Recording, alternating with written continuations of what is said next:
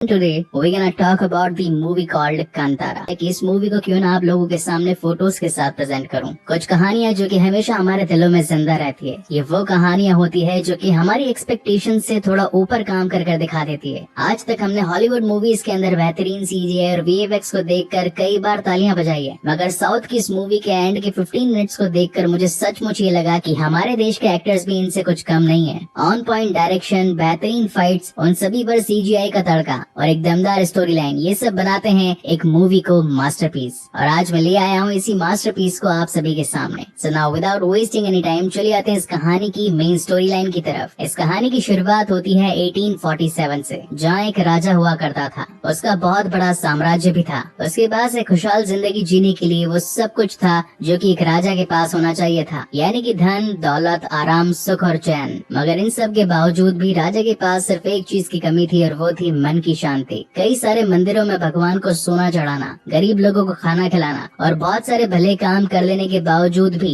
राजा को अपने मन की शांति नहीं मिल पा रही थी। परेशान होकर वो एक साधु के पास जाता है जो कि उसे शांति का रास्ता दिखाता है। वो उसे कहता है कि ये तुम्हें खुद ब खुद मिलेगी, बस तुम्हें सिर्फ चलते जाना होगा। इसीलिए राजा अपने परिवार और अपनी प्रजा को पीछे छोड़कर आगे निकल जाता है अपने मन की शांति के लिए। वहाँ से निकलकर वो कई सारे तीर्थ स्थलों पर जाता है, नए नए गाँव में जाता है, काफी सारे साधु महात्माओं और ऋषियों से मिलता है, मगर फिर भी उसे वो शांति नहीं मिलती। और एट द एंड उसे ये समझ आ चुका था कि इस धरती पर तो उसे अपने मन की शांति मिलने नहीं वाली। इसलिए वो सब कुछ छोड़कर एक जंगल की ओर आगे बढ़ जाता है ताकि वो अपना पूरा जीवन वहीं पर न्यौछावर कर दे। तभी अचानक उसे एक आवाज सुनाई पड़ती है। हालांकि राजा को उस आवाज से डर नहीं लगता, उसे तो ये लगता है कि उसके माता पिता उसे कहीं से पुकार रहे हैं। और जब वो उस आवाज का पीछा करता है तो उसे अपने सामने एक पत्थर दिखाई पड़ता है। गाँव के लोग उस पत्थर को पंजुर्ली देव के नाम से पूजा करते थे। वहाँ खड़े होकर राजा के मन में एक ऐसी शांति आती है जैसे मानो उसे दुनिया का सारा सुख मिल गया हो, और वो ये डिसाइड करता है कि वो इसे अपने राजघराने में ले जाएगा। मगर उसी वक्त वहाँ गांव के कुछ लोग आ जाते हैं और उसे ऐसा करने से मना करते हैं। उन ट्राइबल लोगों का कहना था कि ये पत्थर ही उनके भगवान है। वो इसे पंजुर्ली देव कहकर बुलाते हैं क्योंकि यही आज तक उनके इस जंगल में रक्षा करते आए थे। मगर राजा का औहदा ज्यादा था और वो उन पर जोर डालने लगता है। तभी हम देखते हैं कि गाँव के ही लोगों में से एक शख्स के अंदर पंजुर्ली देव आ जाते हैं और वो चिल्लाकर राजा से कहते हैं कि अगर मान लो मैं तुम्हारे साथ चलने के लिए तैयार हो जाऊं तो इसके बदले तुम इस गांव को क्या दोगे। जिसके बाद वो कहता है कि जो आप कहें मैं वो करने के लिए तैयार हूँ। जिसके बाद पंजुर्ली देव अपनी आवाज में जोरदार चिल्लाते हैं। उनकी आवाज की गूंज इतनी थी कि पूरे जंगल तक में वो आवाज सुनाई पड़ी थी। उनका कहना था कि मेरी आवाज की गूंज जहाँ तक भी गई है तो मैं उतनी जमीन इन जंगल वालों को देनी होगी, क्या तुम इसके लिए तैयार हो। जिस पर राजा अग्री हो जाता है और पंजुर्ली देव उसके साथ चलने के लिए तैयार हो जाते हैं। इसी के साथ उनकी एक शर्त भी थी, पंजुर्ली देव के साथ उन्हीं के एक उग्र रूप गुलिका देव भी आएंगे। अगर तुमने अपने वादे को तोड़ा और इस जंगल की जमीन को किसी और काम में लगाया तो उनका उग्र रूप सब कुछ तबाह कर देगा।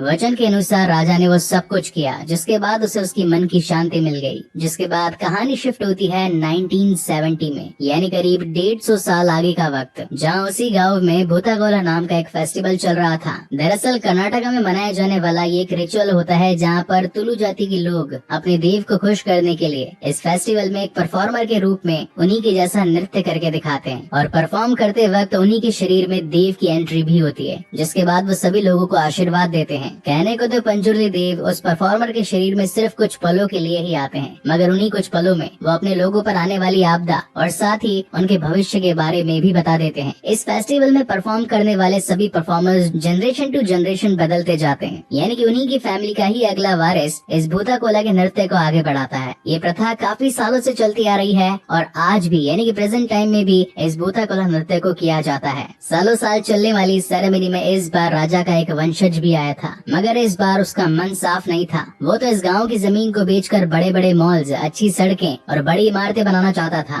ताकि उसका खुद का प्रॉफिट हो सके। उसे हर बार ये लगता था कि ये भूताकोला सिर्फ एक फालतू की प्रथा है। इन लोगों ने देव के नाम पर इतनी बड़ी जगह को यूं ही घेर के रखा है। उसी परफॉर्मेंस के दौरान वो शख्स पंजुर्ली देव के पास आकर कहता है कि मुझे अभी नाटक और नहीं झेलना, मुझे मेरी पुरखों की जमीन वापस चाहिए। यहाँ तक कि वो उन सभी को कोर्ट में घसीटने की धमकी भी देता है। मगर पंजुर्ली देव उसे ये कहते हैं कि गांव वालों को ये जमीन तुम्हारे राजा ने ही दी थी और अगर उसने अपना वादा तोड़ा तो उसका खामियाजा भी उसे भुगतना होगा। मगर देव की बातों का मजाक उड़ाते हुए वो शख्स कहता है कि ये बातें कोई नर्तक बोल रहा है या फिर असली के देव। तो गुस्से में आए देव उसे कहते हैं अगर तुम मुझे ढूंढ लो तो इसका मतलब ये सारी बातें एक नर्तक कर रहा था, लेकिन अगर तुम मुझे नहीं ढूंढ पाए तो इसका मतलब ये सारी बातें देव यानी कि मैं कर रहा हूँ। जिसके बाद देव एक मशाल लेकर जंगल की ओर भागते हैं। सभी लोग उनका पीछा करते हैं। आगे जाकर देव एक छोटे से ग्राउंड में रुक जाते हैं और एक गोल चक्कर काटकर जमीन में ही कहीं गुम हो जाते हैं। उनके आसपास आग का एक घेरा बन जाता है और अब तो गांव वाले भी इस बात को मान चुके थे कि उस परफॉर्मर के शरीर में उस वक्त देव ही थे जिन्होंने उस वंशज को इस जमीन को न लेने के बारे में कहा था। जिसके बाद सीन शिफ्ट होता है नेक्स्ट डे और जब वो वंशज उस जमीन के कागजात लेकर अदालत जाता है तो वहीं की सीढ़ियों पर खून की उल्टी करके उसकी डेथ हो जाती है। इसका मतलब साफ था कि गुलिका देव ने उसके प्राण लिए हैं, जो कि एक उग्र रूप था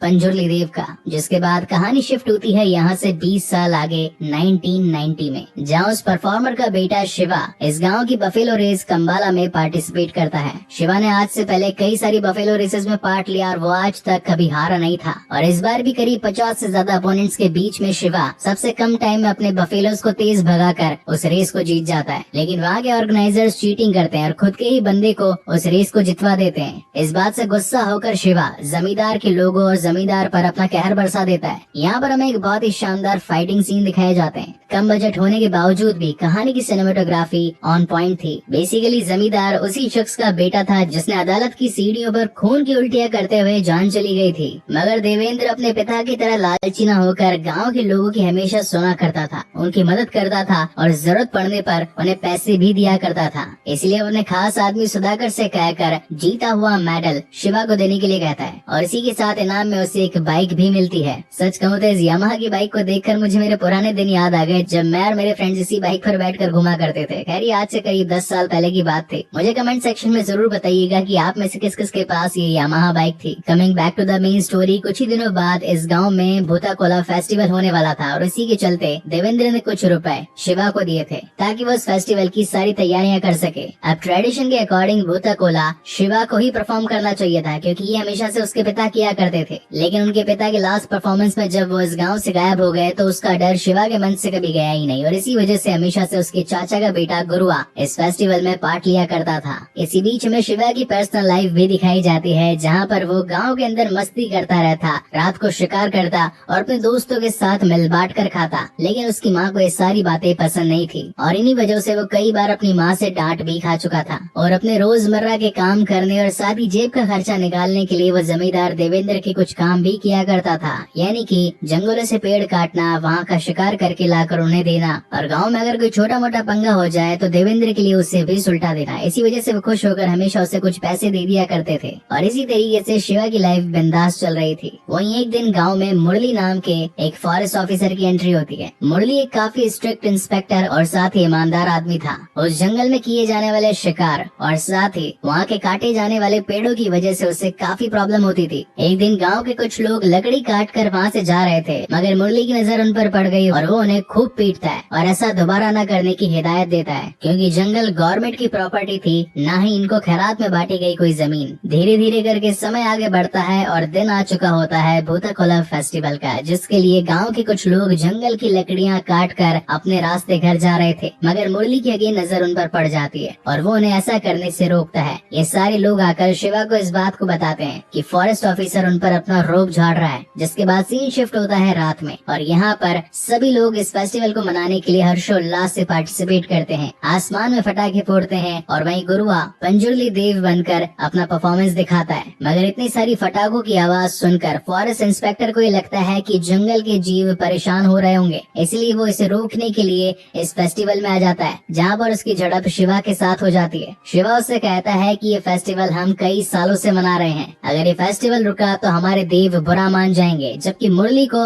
उनके देव से कोई लेना देना नहीं था। हालांकि उनके पुलिस वाले भी गांव के ही थे और वो उन्हें समझाते हैं कि सर इस वक्त यहाँ से चलना ही ठीक रहेगा, इस शिवा को तो हम कभी बाद में देख लेंगे। वहीं हम इस कहानी की लीड एक्ट्रेस लीला को देखते हैं जो कि शिवा का बचपन का प्यार था। वो आकर उसके साथ कई बार मस्ती भी करता है जो कि इस कहानी में कुछ फनी एलिमेंट्स का काम कर रहे थे। लीला ने शहर जाकर फॉरेस्ट ऑफिसर की ट्रेनिंग ली थी और अब वक्त आ चला था उसे जॉब करके पैसे कमाकर अपने घर वालों की हेल्प करने का। जिसके बाद सीन शिफ्ट होता है नेक्स्ट डे और लीला अपने पिता के साथ उसके घर में आती है। उसके उसके पिता शिवा को कहने लगते हैं कि जो तुमने किया सही किया। वेल शिवा को तो ये लगता था कि उसने लीला को जो चूंटी काटी, इसलिए उसके पिता उसे कह रहे हैं कि ऐसा बार बार करते रहना। मगर उसके पिता ये कहना चाहते थे कि कल रात को तुमने फॉरेस्ट इंस्पेक्टर को जिस तरीके से फटकारा, मुझे तो मेरे पुराने दिन याद आ गए। तो ये भी एक फनी सीन ही था। तो यहाँ पर शिवा उनसे पूछता है कि यहाँ पर आने का आपका रीजन क्या था, जिस पर उसके पिता बताते हैं कि मेरी बेटी ने शहर जाकर फॉरेस्ट ऑफिसर की ट्रेनिंग ली है, तो यहाँ पर उसे गाँव में कुछ काम वगैरह मिल जाए तो तुम्हारा बहुत भला होगा। जिस पर शिवा कहता है कि हाँ, मैं हमारे जमींदार यानी कि देवेंद्र जी को बहुत ही अच्छे तरीके से जानता हूँ, उनसे बात करके लीला की नौकरी फॉरेस्ट गार्ड में लग जाएगी। और जब लीला अपने फर्स्ट डे पर ऑफिस में ज्वाइनिंग करती है तो वहाँ उसे पता चलता है कि आज तो मुरली पूरे गाँव के अंदर फेंसिंग लगवाने वाला है। फेंसिंग वॉल का मतलब होता है वो दीवार जो कि दो बाउंड्रीज को अलग अलग दर्शाती है।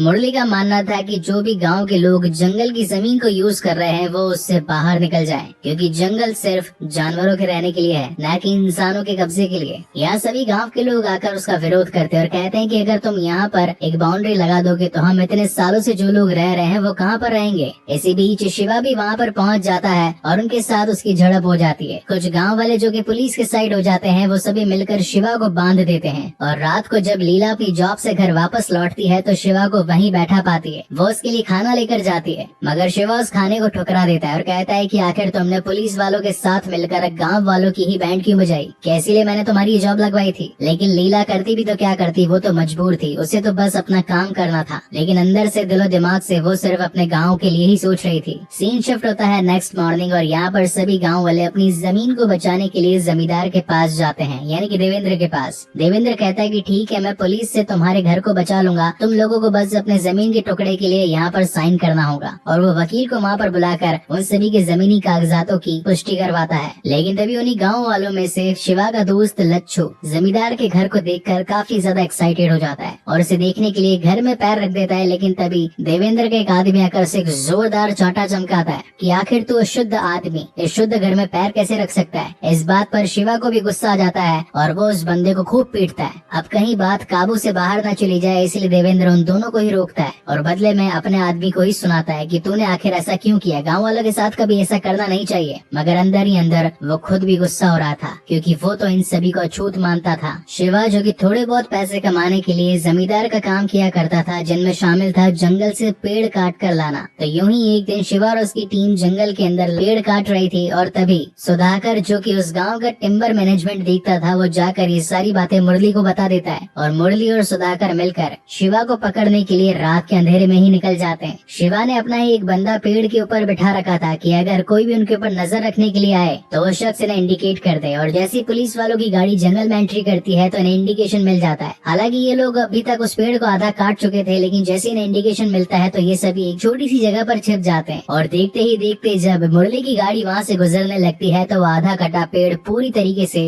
उनकी गाड़ी के ऊपर ही गिर पड़ता है, जिसकी वजह से वो भी घायल हो जाता है। अब पुलिस वाले को नुकसान पहुँचाया है तो पुलिस वाले शांत कैसे बैठेंगे, इसीलिए सभी मिलकर देवेंद्र और उनके लोगों पर अपनी नजर कड़ी कर देते हैं, जिनमें शामिल थे शिवा, लच्छू, रघु और नारू। अब ये सभी पुलिस से जान बचाने के लिए कुछ दिनों तक अपने आप को छिपा कर रखते हैं, क्योंकि अगर अपने घर वापस आते तो पुलिस वाले ने पकड़ कर ले जाते। वहीं सीन शिफ्ट होता है देवेंद्र पर, जो कि इस वक्त गुरुआ को अपनी गाड़ी में बैठाकर आगे ले जाता है और कहता है कि मैं तुम्हें घर तक छोड़ दूंगा। तो गुरुआ पूछता है कि आप तो इतने बड़े आदमी हैं, इस पूरे गाँव के मालिक हैं, आखिर आप मेरी मदद क्यों कर रहे हैं, कि आपको मुझसे कुछ चाहिए। जिस पर देवेंद्र कहता है कि तुमने आज तक इस गाँव के लिए क्या कुछ नहीं किया है, हर बार भूताकोला के फेस्टिवल में तुम ही तो पंजुर्ली देव बनते हो और सब लोग तुम्हारी ही तो बात मानते हैं, इसलिए मैं खुश होकर तुम्हारे लिए गांव के बाहर एक बड़ी जमीन देना चाहता हूं तुम्हें, लेकिन उसके बदले तुम्हें मेरा एक छोटा सा काम करना होगा। जिस वक्त तुम इस फेस्टिवल के अंदर जब पंजुर्ली देव बनोगे तो तुम्हें मेरे लिए एक झूठ बोलना होगा। तो गुरुआ कहता है कि कभी भी पंजुर्ली देव झूठ नहीं कहते, वो तो हमेशा सच कहते हैं। तो देवेंद्र कहता है कि ये बात या तो तुम जानते हो या फिर पंजुर्ली देव, क्योंकि वो तो सिर्फ कुछ ही पलों के लिए आते हैं, उसके बाद तो तुम्हारी बॉडी में गुरुआ ही तो रहता है। तो जब पंजुर्ली देव तुम्हारी बॉडी से चले जाएं तो तुम्हें बस इतना कहना है कि आज से गांव की सारी जमीन देवेंद्र के नाम करता हूं। लेकिन ऐसा करने से गुरुआ मना कर देता है, जिसकी वजह से गुस्से में आकर देवेंद्र उसे अपने चाकू से मार डालता है। वहीं रात को शिवा के सपनों में पंजुर्ली देव आते हैं, जो कि खून भरे आंसू रो रहे थे, क्योंकि कोला करने वाला उनका भक्त गुरुआ अब इस दुनिया में नहीं रहा था।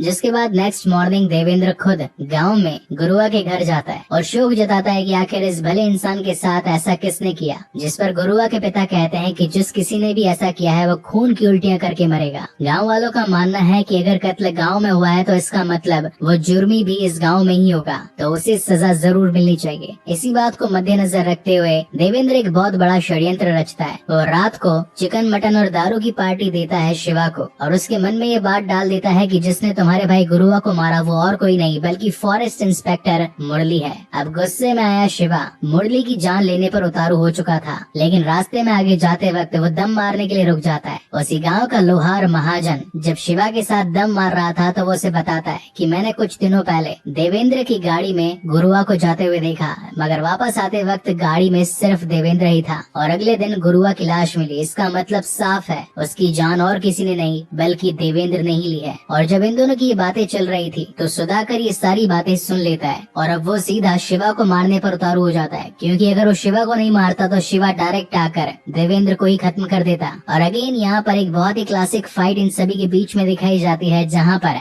अकेला शिवा इतने सारे गुंडों को धमाधम पीट रहा था। अगले दिन ये खबर पूरी तरीके से गांव में फैल चुकी थी कि जिसने गुरुआ को मारा वो और कोई नहीं बल्कि देवेंद्र था, जो कि इस गांव का जमींदार है। इसी के साथ उस जमींदार ने इन सभी से धोखे से उनके हिस्से की जमीन भी हड़प ली। ये सभी मदद मांगने के लिए मुरली के पास जाते हैं। अब यहाँ मुरली जो कि हमेशा से जंगल की जमीन को प्रोटेक्ट करना चाहता था, जब उसे पता चला कि अगर ये सारी जमीन देवेंद्र के हाथ चली गई तो वो इस पूरे जंगल को ही खत्म कर देगा और यहाँ पर बड़े मॉल्स, अच्छे रोड और बड़ी इमारतें खड़ी कर देगा, जिससे कि जंगल हमेशा के लिए खत्म हो जाएगा। तो वो भी गांव वालों के साथ मिलकर उनका साथ देने के लिए तैयार हो जाता है और कहता है कि अगर देवेंद्र का कोई भी इंसान अगर तुम्हारे ऊपर हमला करेगा तो हमारी पूरी पुलिस फोर्स तुम्हें सपोर्ट करेगी। और अब होना क्या था, दो बड़े धुरंधर आपस में अपनी टीम्स को बुला लेते हैं, यानी कि एक तरफ देवेंद्र अपने गुंडों को बुला लेता है, वहीं दूसरी ओर मुरली अपनी पूरी पुलिस टीम को बुला लेता है ताकि ये सभी इस गाँव के लिए लड़ सके। जिसके बाद अगेन इस कहानी में एक और शानदार फाइट दिखाई जाती है, जहाँ एक तरफ देवेंद्र इस पूरे गाँव को खत्म करके इस जमीन को हथियाना चाहता था, वहीं दूसरी ओर मुरली इस पूरे जंगल को प्रोटेक्ट करके यहाँ बड़ी इमारतें नहीं बनवाना चाहता था, जिसमें उसका साथ देता है शिवा। और वो आकर देवेंद्र के लोगों को बहुत पीटने लगता है, लेकिन तभी उनमें से एक दमदार गुंडा आकर शिवा को अपने एक ही हाथ में उठा लेता है और उसकी जान भी ले लेता है। और जैसे ही शिवा जमीन पर गिरता है तो उसका सर एक पत्थर से टकराता है, जिसकी वजह से उसका खून निकलने लगता है। गाँव वालों को लगता है कि शिवा मर चुका है और तभी इस कहानी में आता है एक बहुत बड़ा टर्निंग पॉइंट। ये वही पत्थर था जो कि 1847 में उस राजा को मिला था, जिसे देखकर राजा को अपने मन की शांति मिल चुकी थी। बेसिकली ये पत्थर पंजुर्ली देव थे, जो कि हमेशा से उस गांव की रक्षा करना चाहते थे। जिसके बाद आता है इस कहानी का one of the best scene, जहाँ पर ऋषभ शेट्टी यानी कि इस कहानी के एक्टर, डायरेक्टर, प्रोड्यूसर अपने इंसानी अवतार से गुलिका देव में बदल जाते हैं। ये होता है उग्र रूप of Panjurli Dev. And according to me यही एक रीजन है, या फिर कहूँ कि इस एक्टर की यही एक्टिंग है जिसने अभी तक ऑडियंस को इस मूवी को थिएटर में जाकर देखने पर मजबूर कर दिया। आप में से कितने लोग इस बात से एग्री करते हैं, प्लीज मुझे कमेंट सेक्शन में जरूर बताइएगा। 15 मिनट से ऊपर चलने वाले इस फाइट के कंक्लूजन में हमें ये पता चलता है कि गुलिका देव गुस्से में आकर देवेंद्र यानी कि इस जंगल के विनाश करने वाले का ही विनाश कर देते हैं और ये गाँव अगेन सालों साल के लिए सुरक्षित हो जाता है। जिसके बाद इस कहानी के एंड क्रेडिट्स में हम देखते हैं कि अब शिवा इस गाँव के भूताकुला फेस्टिवल में पार्टिसिपेट करता है और पंजुर्ली देव बनकर एक बेहतरीन नृत्य भी करता है। वहीं हम लीला को भी देख पाते हैं जो कि इस वक्त प्रेग्नेंट थी। वहीं फेस्टिवल में इंस्पेक्टर मुरली भी खड़े होते हैं, जहाँ पर पंजुर्ली देव उसे शुक्रिया अदा करते हैं इस गांव की जमीन को बचाने के लिए। जिसके बाद उन्हें एक जंगल से आवाज आती है और उस आवाज का पीछा करते हुए जब पंजुर्ली देव उस पॉइंट पर पहुँचते हैं जहाँ पर उसके पिता भी गायब हुए थे, तो ये वाले पंजुर्ली देव भी गायब हो जाते हैं, क्योंकि इस वक्त उन्हीं के खानदान से एक नया वारिस जन्म लेने वाला था, यानी कि शिवा का बेटा, जो कि अब आगे चलकर पंजुर्ली देव का नृत्य करेगा। और इसी शानदार सस्पेंस के साथ ये तगड़ी मूवी यहीं पर खत्म हो जाती है। सो गाइज, आपको ये वीडियो कैसा लगा प्लीज मुझे लाइक और कमेंट करके जरूर बताइएगा। और अगर पहली बार इस चैनल पर आए हैं तो इसे सब्सक्राइब जरूर कीजिएगा, क्योंकि मैं ऐसे ही बेहतरीन मूवीज आप लोगों के लिए लाता रहूंगा। सो तब तक के लिए keep watching and stay safe. मिलते हैं अगले वीडियो में।